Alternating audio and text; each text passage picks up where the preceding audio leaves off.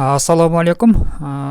Келгиле бүгүнкү биздин видеодо биз соц тармактардан видео көчүргөндү үйрөнөлү. Алар Instagram болсун, же YouTube сайтынан болсун, же TikToктон болсун, бизге керектүү видеолорду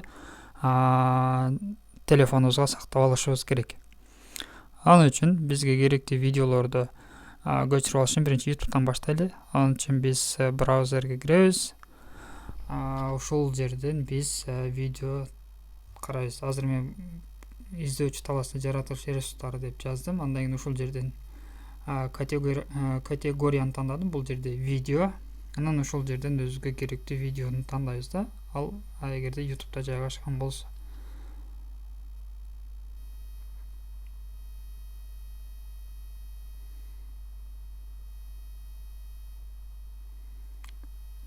Азыр мына биринчини алалы. Биринчи ушул YouTube'да экен. На YouTube'да ушул видеону биз көчүрүп алыш үчүн биз бунун ссылкасын алышыбыз керек. Бул жерде поделиться деп турат. Ушуну басабыз. Анан мына жерде копировать ссылка деп турат. Ушуну бастырып, кайра Chrome'га киребиз. Себептен мен азыр YouTube'га өтүп кеткем. Ушул жерге келип, андан кийин биз адрестик талаага сайттын атын жазабыз. Save from деген бар. Ушул сайтка киришибиз керек. Save from net деген.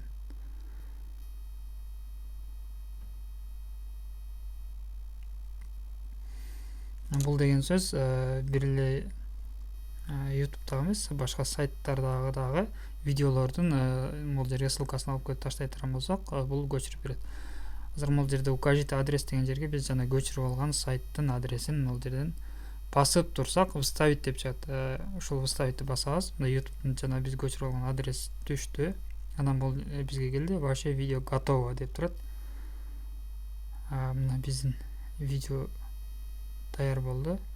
Эми биз буну скачать деп турат. Ушул жерден көчүрүп алабыз. Мындайча айтканда, бул жерде көчүргөндө да бул жерде размерлер бар. Жанда карасак, бул жерде 720лык, 360-тык, 720, 360 деген. Биз ушунун 720лыгын тандайбыз.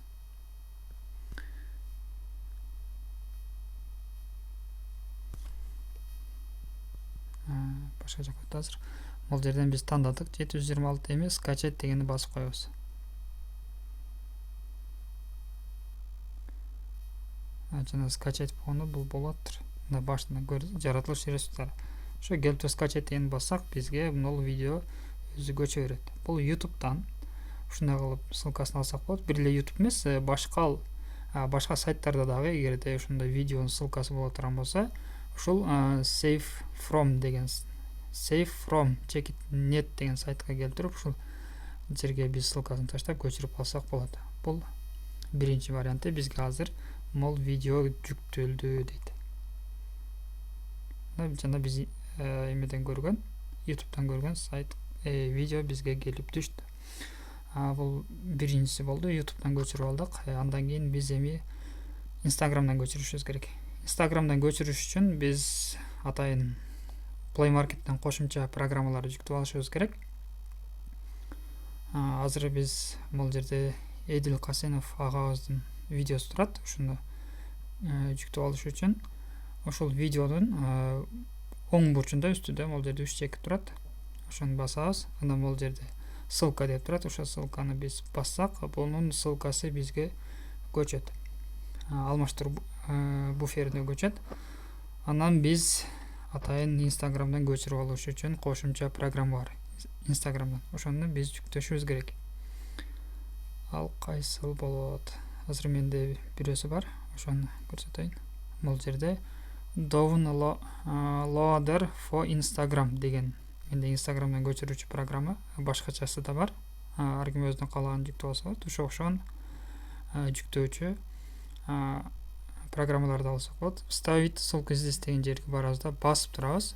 Баскандан кийин вставить деген жазуу чыгат. Ошону басып коебуз. Жана Instagram'дагы уже бул жерге түшөт.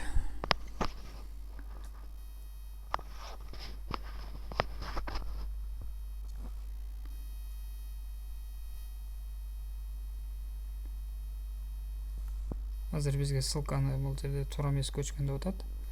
Кайрадан барабыз. Ушул басабыз. Поделиться дегенди басып туруп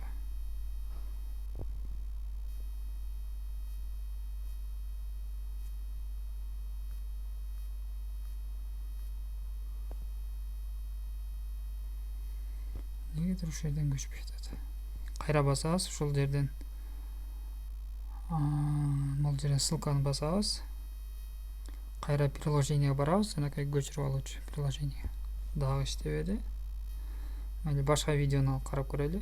Бул жерден бул жерде IT Академияны көрөлү. Оштукун. Ссылканы басабыз. Кайра ушул жерге келебиз.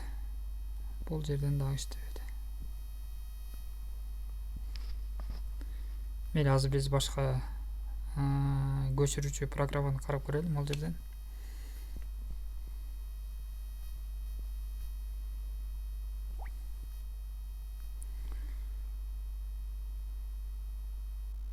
бул жерде downloader for Instagram дедик.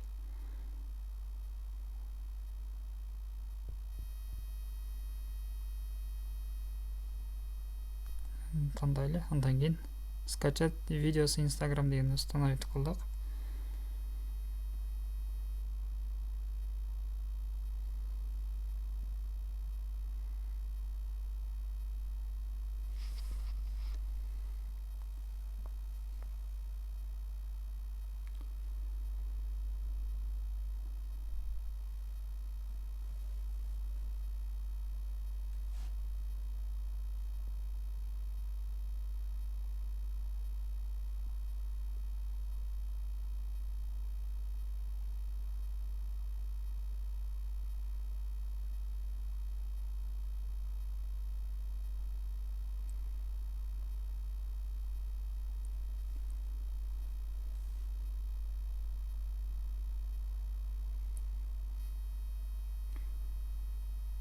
Программа установка болуп бүттү. Азыр программаны ачтык. Эми ссылканы ушул жерге коебуз.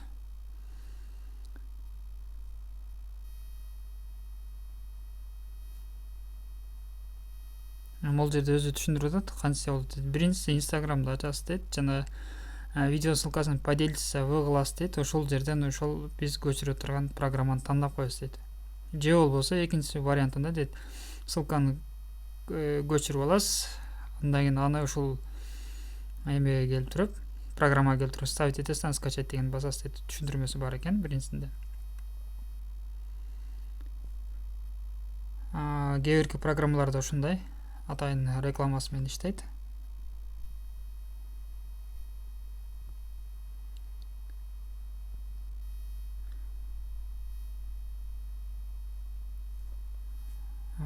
Азыр дагы өтөбүз.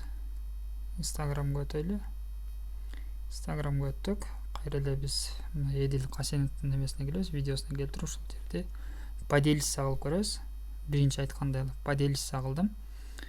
Анан ушул жерден программаны тандайбыз. Мынакей биздин жана устанып койгон программабыз. Ушуну тандап койдум. Алдында көчүрүп атат. 2% уже көчүрүп баштады. Бул да сразу эле көчүп бүткөндөн кийин бул эмеге барат, галереяга түшөт. Ошол жерден калагандай кылып иштетсек болот. Андан кийин бизде кийинкисибиз бул TikTok'тон видеолорду көчүрүү. Ал кантип көчүрөбүз?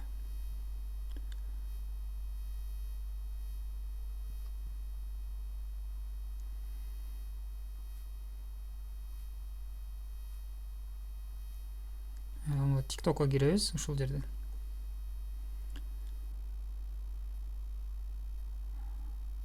TikTok'ка кирип, бул TikTok'ка биз регистрация болушубуз керек. Анан көчүрүлөт. Азыр биз ушул видеону көчүрүп алышыбыз керек боло турган болсо, бул жерден ссылка турат, стрелка турат. Ушул стрелканы басабыз. Бул деген сөз жана поделиться деген сөз да. Facebook, Instagramга жана башкаларга ушул видео ссылкаларын поделиться кылсак болот. Биз аны кылбастан ушул стрелканы баскандан кийин ушундай көрүнүш келет. Анан ушул жерден биз save video деген бар. Ушуну басабыз. Ушуну басканыбызда бул видео бизге жүктөлөт. Бул жерден түгүндө проценти турат. Бул жерден 36, 40, 50де saving деп турат. Мынча айтканда бул сакталуу процесси жүрүп жатат. 91, 94. Мына бизде видео уже сакталды. Бул биз көргөн видеолорду биз галереядан көрсөк болот.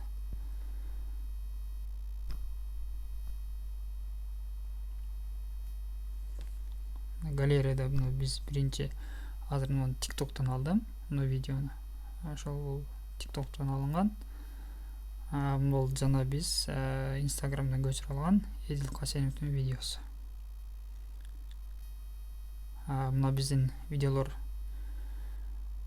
Telegram алда, Telegram'дан кантип жүктөш керек. Telegram'дан бул жүктөө башкаларга караганда жеңил. Мисалга ала турган болсок, бизде бир каналдардан же группалардан видео келет. Telegram билебиз, бул облачный деп коебуз, бул телефонго эч кандай бир эс тутумга жүк болбойт. Бул ошондой эмеде тура берет, серверде. Качан биз өзүбүзгө жүктөп алмайынча. Так, мол жерде видеолорду карайлы.